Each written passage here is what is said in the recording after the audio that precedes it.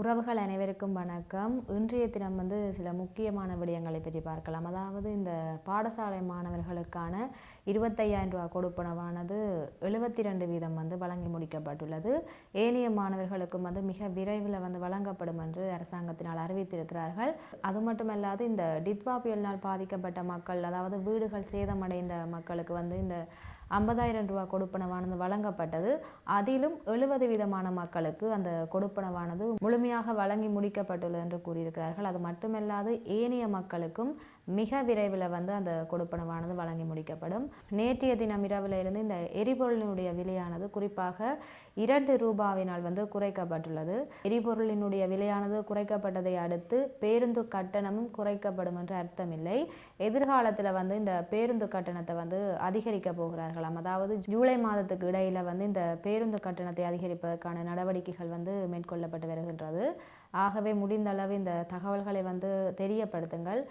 தற்பொழுது நாங்கள் ஒரு முக்கியமான விடயத்தை பற்றி பார்க்கலாம். அதாவது 2024ஆம் ஆண்டு மே மாதம் மினுவாங்குட பகுதியில் ஒரு காப்பொத்த சாதாரண தர பரீட்சை, அதாவது புவியியல் பாடம், அந்த புவியியல் பாடத்துக்கு 14 மாணவர்கள் தோற்றியிருந்தார்கள்.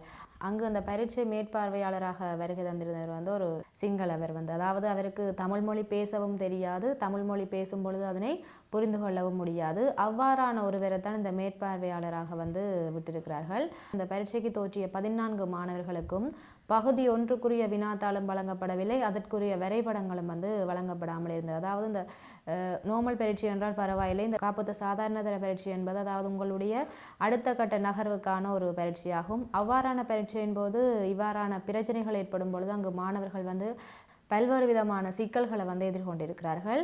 அதாவது இதற்குரிய முறைப்பாடுகள் கல்வி நிலையத்துக்கு சென்றதை அடுத்து நீதிமன்றம் தற்பொழுது ஒரு தீர்ப்பு ஒன்று வழங்கியிருக்கின்றது. அதாவது அந்த மேற்பார்வையாளர்களுடைய கவனக்குறைவு, அது மட்டுமல்லாது பொதிகளை சரிபார்க்காமல் இருந்ததனாலே இவ்வாறான பிரச்சனைகள் ஏற்பட்டிருக்கின்றது.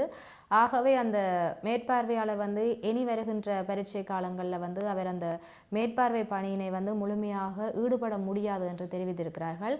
அது மட்டுமல்லாது ஒரு முக்கியமான ஒரு தகவலையும் அந்த நீதிமன்றத்தினால் பிறப்பித்திருக்கிறார்கள். அதாவது தமிழ் மொழி பாடசாலை மாணவர்களுக்கு மேற்பார்வையாளராக கட்டாயம் தமிழ் மொழி பேசக்கூடிய, விளங்கிக் கொள்ளக்கூடிய ஒருவரையே நியமிக்க வேண்டும் என்று அவர்கள் தெரிவித்திருக்கிறார்கள். அது மட்டுமல்லாது இந்த பாடசாலை, அதாவது இந்த 14 மாணவர்களுக்கும் அதாவது இந்த பகுதி 1 வினாத்தாளுக்கு முழுமையாக 50 புள்ளிகள் வழங்கப்பட்டிருக்கின்றது. ஆகவே அந்த வினாத்தாள் அவர்களுக்கு கிடைக்காமையினால் இவர்கள் பகுதி 2 வினாத்தாளை எவ்வாறு செய்திருக்கிறார்களோ அதற்கேற்ற வகையில் அவர்களுக்கு புள்ளிகளை வழங்குமாறு நீதிமன்றம் உத்தரவு பிறப்பித்துள்ளது.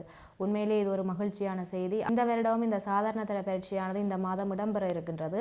ஆகவே இந்த சாதாரண தர பரீட்சை எழுதுகின்ற ஒவ்வொரு மாணவர்களும் கருத்தில் கொள்ள வேண்டிய விடயம், உங்களுக்கு வருகின்ற மேற்பார்வையாளர்கள் தமிழ் மொழி பேசவோ அல்லது புரிந்து கொள்ளவோ தெரியாதவர் என்றால் நீங்கள் கட்டாயம் முறைப்பாடுகளை தெரிவிக்க முடியும். இது உங்களுடைய எதிர்காலத்தை தீர்மானிக்கின்ற பரீட்சை.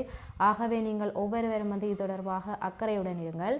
அது மட்டுமல்லாது ஒரு முக்கியமான விடயம், இந்த போதைப்பொருள் ஒழிப்பு தொடர்பாக இந்த புதிய அரசாங்கம் அதிரடி நடவடிக்கைகளை மேற்கொண்டு வருகிறார்கள். அதன் அடிப்படையில் நேற்றைய தினம் இந்த போதைப்பொருள் தொடர்பாக நாடெங்கிலும் மேற்கொள்ளப்பட்ட சுற்றி வளைப்பின் போது கிட்டத்தட்ட 716 பேர் போலீசாரினால் கைது செய்யப்பட்டிருக்கிறார்கள்.